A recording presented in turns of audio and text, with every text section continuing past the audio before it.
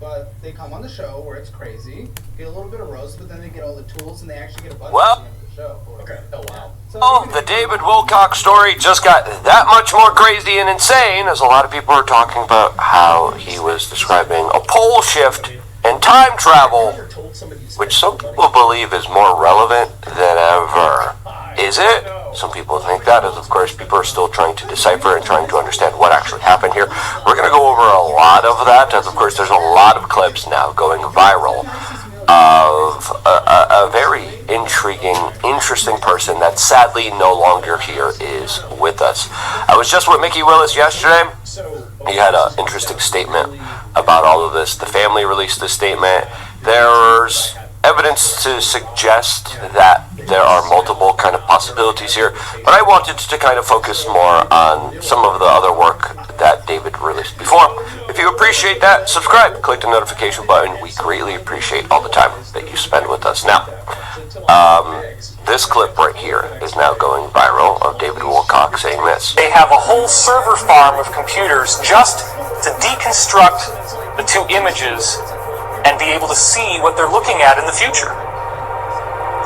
So again, this is what they're using. This is one of the main ones they're using, the Orion Cube as they call it, or the Cube. And also it's being used with Looking Glass.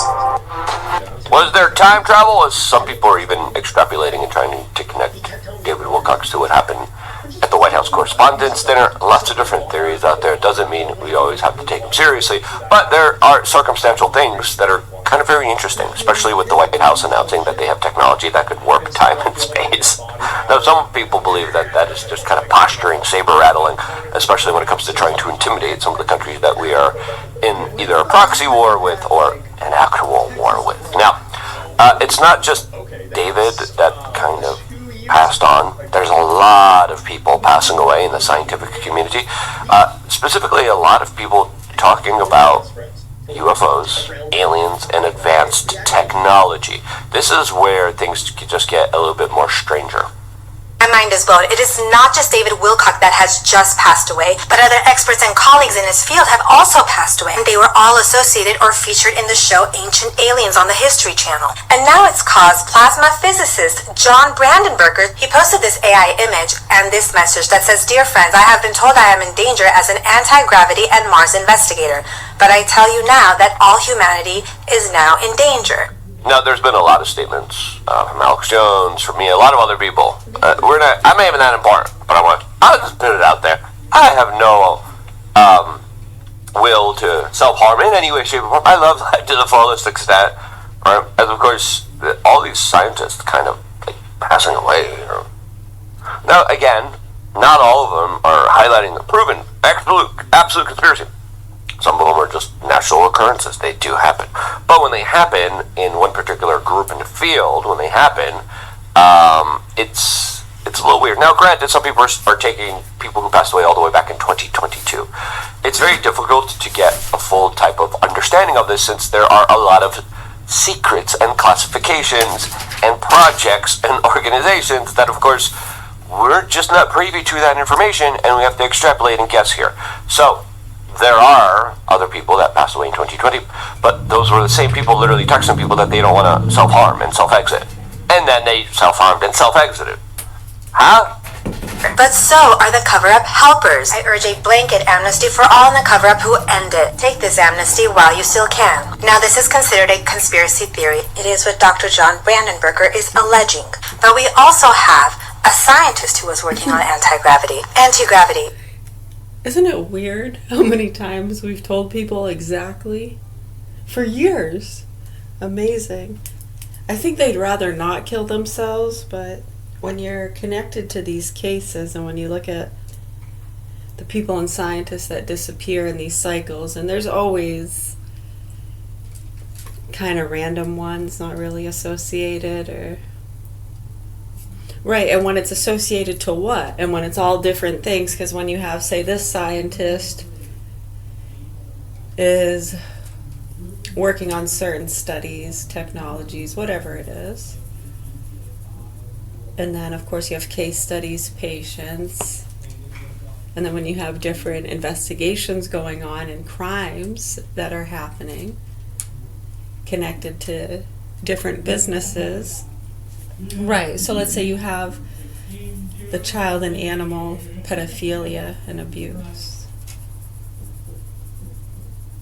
Right, and when we've explained to you over the years how heavily connected a lot of the investigations are with ghost and alien hunters, and how a lot of those are connected to other crimes and drug trafficking.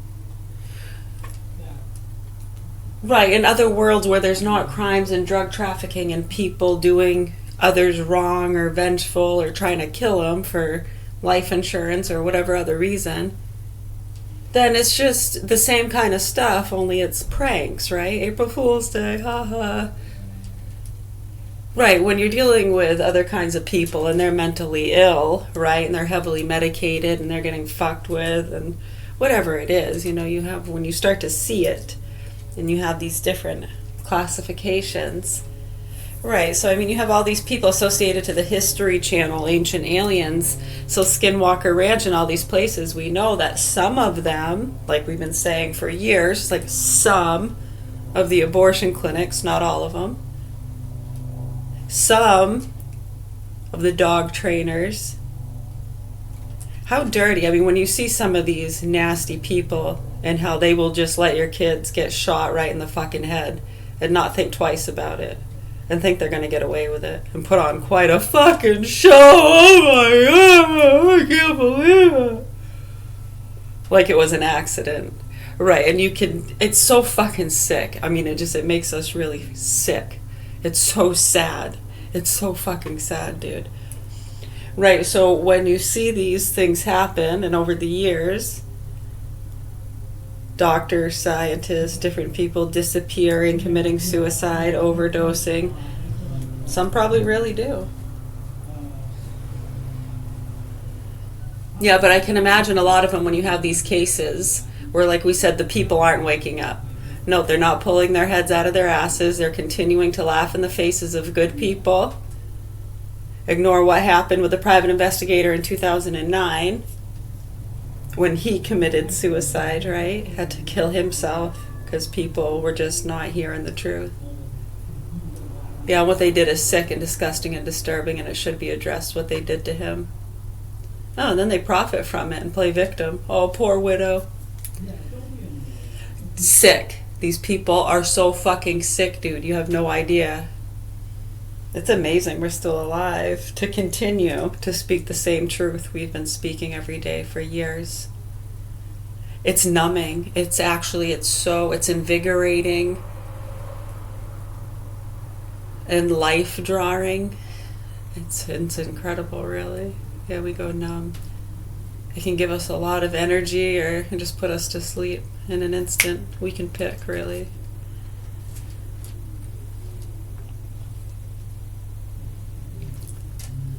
From a distance, there is harmony, and it echoes through the land, playing songs of hope.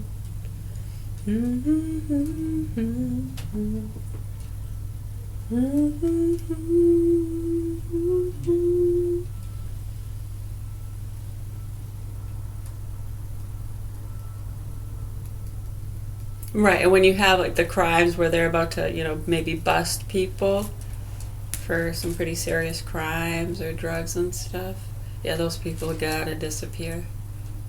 Right, because there's so many that will feel betrayed.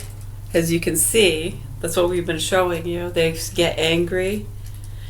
I know, look at Sunday what he was saying. Right in the beginning of his live, if you listen, he says, I'm sorry, the truth is the truth. I know you don't like it. The truth is the truth. Right, you have a lot of these people, like he said, they actually really believe this crap. Right. I know, it's sad. It's sad. It touches us, it really does. Yeah, but a lot of the immature stuff, it just gets old and fucking stupid. And when you have adults that have been pushing this shit on kids for years, it's insane. It's one thing to have fun with traditions and stories and ghosts and goblins, but come on now. Yeah. And it's just sad how people were put into submission to not even talk about it. Just to completely stay away from the subjects altogether. It's okay. Talk about alienation.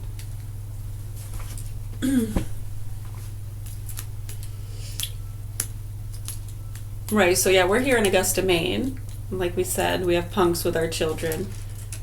Child and animal pornography, abuse. They tried to kill us. It's all documented.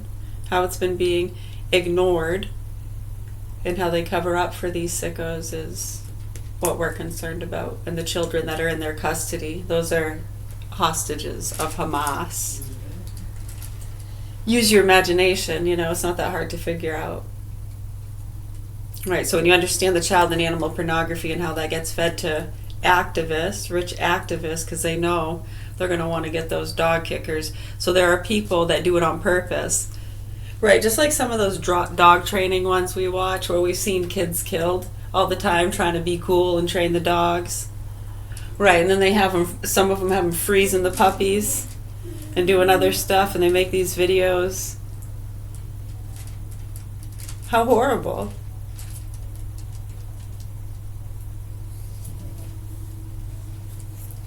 Right, so what they do is they take those videos, because they know the animal activists, oh my gosh, when they see it, they're just horrified. And it's like The Jerk, dude. You wouldn't believe it.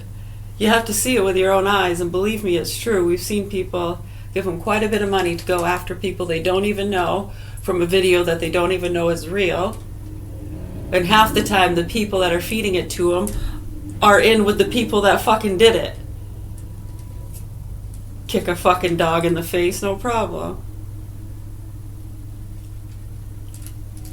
Right, it's like these people have no problem that they're having boxing matches with mentally ill people. It's so fucking sad, dude, and they drug them up, and it's so fucking sad. They beat them to near death, sometimes death sometimes. And then they want to cry about a fucking dog. Right, so we were fed up with that shit by 2012. I remember the 90s, it was old to some people. Yeah, with some of the different Jerk games being played. Yeah, when was the Jerk made, right? And they're juggling the cats. Oh my god. Right, it's just really bad, dude.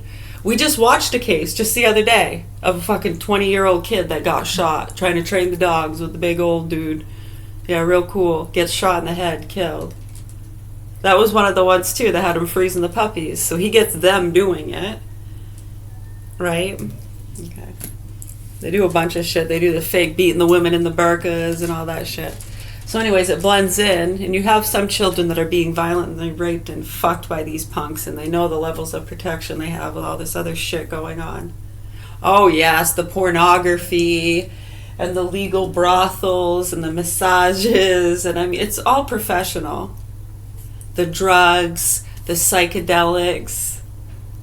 Right, I mean, that shit was legal for how many years, and they've all been talking about how they do it, so how do you think they've been getting it? Do you think they all have a special drone that comes in from another place and nobody has to do any other legwork? Right, I mean, think about that. Grow the fuck up. This is so fucking disgusting and disturbing what's happening here. So my name's Mary. We're at the Governor Hill Mansion in Augusta, Maine. And I have 4 children here. My youngest 2 are in the hands of sick, murderous pedophiles. Yeah, when you look at the history, his name's Michael Scott Garan, the little boy he beat up in the tub. Yeah, it was right around the time the dog's leg blew up. I lost use of an arm for 3 months. I know, and how the people around here have been lying and shrugging it off is what's disturbing, and for people to understand that it's idiots like that have been getting innocent people killed. No offense.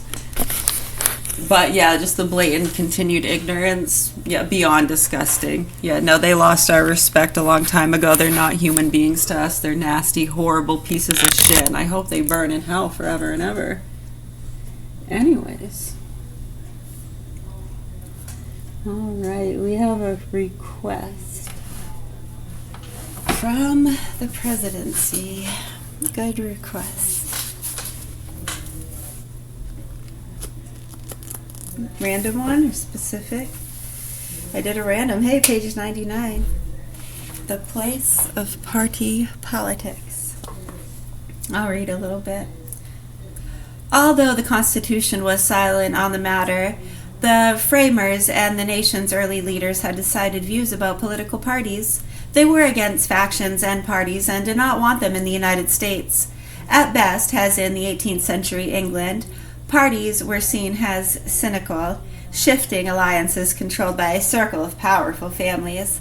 The atmosphere was venal. Lackeys and placemen jockeyed for recognition by the party of the king's friends, or that of his no less aristocratic opponents. The contemptibility of the world was portrayed in Gulliver's Travels, in which Jonathan Swift mocked the pretensions of the rival factions in Lilliput, perhaps with an element of self-contempt, since his own career depended largely on his turning out political journalism on behalf of Tory party. At worst, the appearance of such a group spelled the doom of a society by splitting it into irreconcilable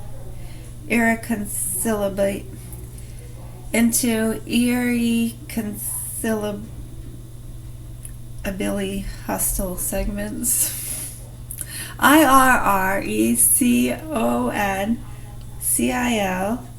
irreconcilably. Irreconcilable. Close enough. Hostile segments. Astute American theorists such as John Adams and James Morrison were, of course, aware that their countrymen were not basically different from the rest of mankind, although American society was simpler and more wholesome than that of the Old World. In the famous 10th essay from the Federalist, which Madison wrote in 1787, he addressed himself to the problem of factions or parties as they might appear under the Constitution. He knew that a landed interest, a manufacturing interest, a mercantile interest, a moneyed interest, with many lesser interests, grow up of necessity in civilized nations, and divided them into different classes, actuated by different sentiments and views. The United States, Madison said, would be no exception. In fact, it would be divided geographically or sectionally as well. He added, with impressive foresight, the regulation of these various and interfering interests from the principal task of modern legislation, and involves the spirit of party and faction and the necessary and ordinary operations of the government. Yet, taken as a whole, Madison's essay is hardly a prediction of, still less a welcome for, the parties that were within a few years to burst upon the American scene. He regarded them as factions, which he defined as a number of citizens, whether a majority or minority of the whole, who are united and actuated by some common impulse of passion or of interest, adverse to the rights of other citizens, or to the permanent and aggregate interest of the community. To Madison, parties were a necessary evil. They could not be avoided altogether, so that they had to be brought under control by means of checks and balances. Madison's hope was twofold. First, that discord would be muted by the calmer, wiser counsels of elected legislatures, and second, that the abundance of rival interests within so large a republic would cause them to minimize one another. But in general, his essay is pessimistic so far as actual parties are concerned. Even a minority interest, he conceded, might clog the administration and convulse society, though it could not accomplish total overthrow. Wise legislators ought to emerge, on the other hand. Men of factious tempers, of local prejudices, or of sinister designs may, by intrigue, by corruption, or by other means, first obtain the suffrages and the betray of interests of the people, and then betray the interests of the people. Wise legislators ought to emerge. On the other hand, men of factious tempers, of local prejudices, or of sinister designs, may by intrigue, by corruption, or by other means, first obtain the suffrages, and then betray the interests of the people. In short, Madison's Federalist number 10 does not look forward to the event of the party system, and nowhere does he consider the possibility of two major parties as distinct from an assortment contending for the presidency and for the legislative branch. After a few years of government under the Constitution, prominent Americans seem to share the apprehensions expressed by Madison. In March 1789, Jefferson told Francis Hopkins that he had never been willing to align his views on religion, philosophy, or politics with those of any party of men. Such an addiction is the last degradation of a free and moral agent. If I could not go to heaven but with a party, I would not go there at all.